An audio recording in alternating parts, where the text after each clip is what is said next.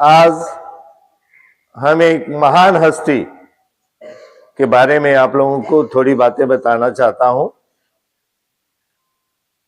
स्वामी विवेकानंद को भारतीय संस्कृति के रक्षक और आध्यात्मिक गुरु के रूप में जाना जाता है।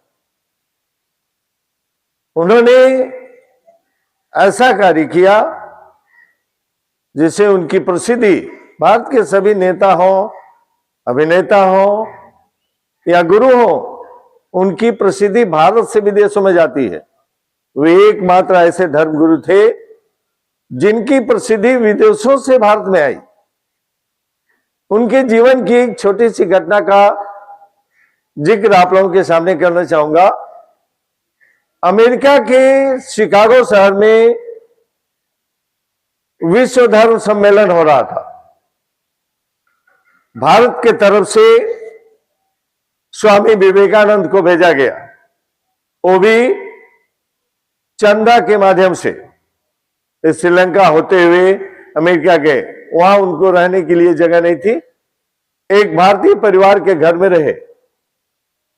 विश्व के महान विद्वानों के सामने उस विश्व धर्म सम्मेलन में उनको बोलने का अवसर नहीं मिल रहा था, क्योंकि वे लोग भारत को तुच्छ, सबसे छोटा देश मानते थे, अज्ञानी देश मानते थे, जबकि हमारा देश जगत गुरु है। उस भारतीय परिवार के सहयोग से उस सम्मेलन में विवेकानंद जी को केवल 5 मिनट बोलने का अवसर मिला, केवल 5 मिनट। उन्होंने, जब उनकी बारी आई, उन्होंने प्यारे भाइयों और बहनों से संबोधित किया सभा को। तालियों से पूरी सभा गूंज उठी। मेरे बच्चों, आप लोगों को जानकर आश्चर्य होगा कि जब उन्होंने भाषण देना शुरू किया, समय निर्धारित करने वाला व्यक्ति, उस धर्म सभा में उपस्थित सभी घड़ी देखना भूल गए, घड़ी देखना भूल गए। विषय था, एक ही विषय था, कर्मण्येव अधिकारस्ते माम फलेषु कदाचन। कर्मण्येव अधिकारस्ते माम फलेषु कदाचन। कर्म करो और फल की इच्छा मत रखो। आधे घंटे बीते, 1 घंटे बीते, 2 घंटे बीते, लोग अपनी सुध बुध खो गए थे, खो दिए थे। अंत में जब उन्होंने अपना भाषण बंद किया, तब उन्हें एहसास हुआ कि 5 मिनट की जगह 5 घंटे का समय बीत चुका है। उसके बाद से विवेकानंद को अमेरिका के विभिन्न शहरों में उन्हें धर्म पर व्याख्यान देने के लिए बुलाया गया। वहीं से उनको इंग्लैंड बुलाया गया। एक बार इंग्लैंड जब पहुंचे, एक बार कई अनुयायी भारत की संस्कृति की आलोचना करने के लिए वो पीछे पड़ गए।